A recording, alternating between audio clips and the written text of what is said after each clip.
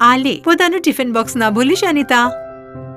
તો બનીતા, તે દિવસે મેં જોયું કે કેટલાક છોકરાઓ બેદરકારીથી ગાડી ચલાવી રહ્યા હતા, જેનાથી એમનો અકસ્માત થઈ ગયો. એટલા માટે સાવધાન રહેજે અને પોતાનું ધ્યાન રાખજે બેટા. હા, હું તમારી ચિંતા સમજુ છું પપ્પા.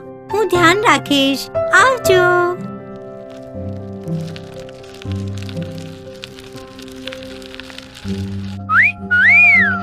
ક્યાં જઈ રહી છે બ્યુટીફુલ?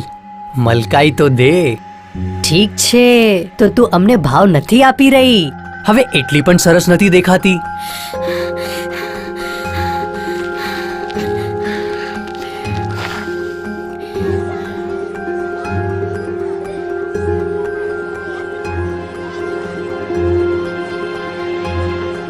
તું ઠીક તો છે ને અનિતા? શું વાત છે?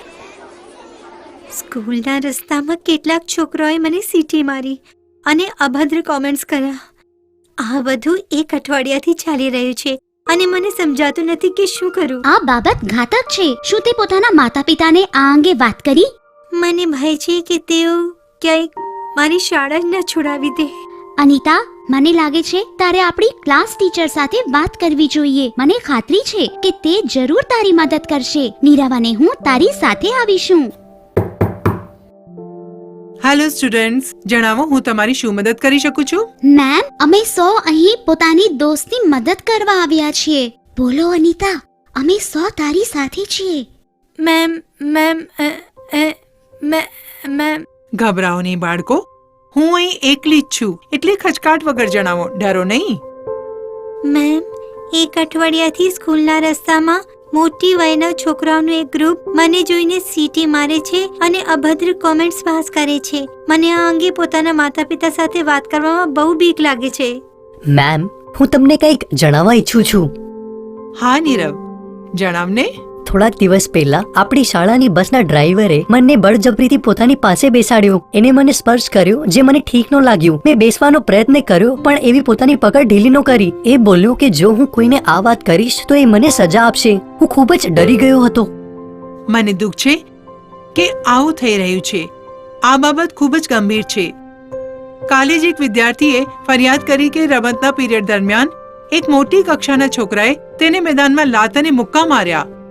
બાળકો, હિંસા શારીરિક, લૈંગિક અથવા માનસિક હોઈ શકે છે અને સ્કૂલ અથવા તેની આસપાસ ઘટી શકે છે. શાળામાં હિંસા એવી જગ્યાએ થઈ શકે છે જ્યાં કોઈનું ધ્યાન ન જતું હોય, જેમ કે રમતના મેદાન, ખાલી ઓરડા અને ખાલી પરસાળમાં. જાગૃત રહેવું અને મદદ માંગવાનું ખૂબ જરૂરી છે. તમે બંને ખૂબ બહાદુર છો અને મને આનંદ છે કે તમે મને આ વાત જણાવી. આપણે આચાર્યશ્રી પાસેથી મદદ માંગવી જોઈએ. આવી જાઓ. Good morning sir. Good morning ma'am. Sir, મારે તમારી સાથે ખૂબ જરૂરી વાત કરવી છે. થોડી વાર પહેલા શું?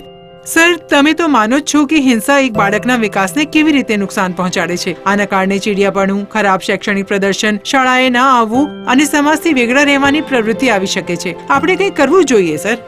આ ખૂબ જ દુર્ભાગ્યપૂર્ણ છે. હું તમારો આભારી છું કે તમે આ વાત મને જણાવી. આપણી શાળાના પરિસરની અંદર અથવા બહાર કોઈ પણ સ્થિતિમાં હિંસા સ્વીકાર ન કરી શકાય. હું આના પર કડક કાર્યવાહી કરીશ.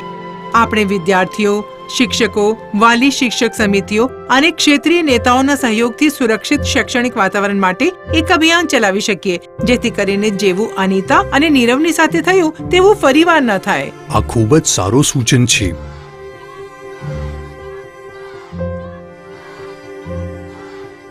શુભ સવાર સાથીઓ. આજે હું આપ સૌનું ધ્યાન એક મહત્વપૂર્ણ મુદ્દા હિંસા પર આકર્ષિત કરવા ઈચ્છીશ. હિંસાની કોઈ પણ બાળકના માનસિક તથા શારીરિક સ્વાસ્થ્ય પર નકારાત્મક અસર પડે છે. હિંસા સૌની ભલાઈ તથા પ્રત્યેક વિદ્યાર્થીના સંપૂર્ણ વિકાસની ચોકસાઈને રાખવાના આપણા વિદ્યાલયના મુખ્ય ઉદ્દેશમાં બાધક છે. બાળકો, હિંસા અને ઉત્પીડનથી બચાવ તમારો અધિકાર છે. જ્યાં સુધી તમારો અવાજ સાંભળવામાં નથી આવતો ત્યાં સુધી હિંસાની વિરુદ્ધ અવાજ ઉપાડતા રહો. પોતાના સાથીઓને સહયોગ કરો અને અવાજ ઉપાડવામાં તેમની મદદ કરો. રીના મેમ, શું તમે પણ કંઈક કહેવા ઈચ્છો? બાળકો, કૃપા કરી ડરો નહીં. અમે અહીં તમારી મદદ માટે જ છીએ. અમે એક ડ્રોપ બોક્સ લગાવ્યું છે જેમાં તમે હિંસાની ઘટનાઓની સૂચના આપી શકો છો. તમે બાળ સુરક્ષા હેતુ કામ કરવાવાળા ચાઇલ્ડલાઇન નંબર 1098 પર પણ કોલ કરી શકો છો. અમે તમારી ફરિયાદની છણાવટ કરીશું અને જરૂરી કાર્યવાહી કરીશું. ધન્યવાદ મેમ. બાળકો, જો તમારે કંઈક પણ જણાવવું હોય તો તમે મારા ઓફિસમાં પણ આવી શકો છો. સુરક્ષિત રહો. આપણે આપણા બાળકોને એક હિંસા મુક્ત જિંદગી આપવાની છે. જવાબદાર વાલી, શિક્ષક તથા સામુદાયિક નેતા હોવાના નાતે આપણે તેઓની વાત સાવચેતીપૂર્વક સાંભળવાની રહેશે. આપણે તેઓના પર કોઈ આરોપ નથી લગાવવાનો. આખા સમુદાયે એક એવા વાતાવરણનું નિર્માણ કરવાનું રહેશે જ્યાં બાળકો હિંસા, ઈજા તથા દુર્ઘટનાઓથી સુરક્ષિત રહે. ચાલો આપણે સૌ મળીને પોતાના બાળકો માટે સુરક્ષિત, ભયમુક્ત તથા જીવંત શૈક્ષણિક વાતાવરણની ચોકસાઈ માટે કાર્ય કરીએ.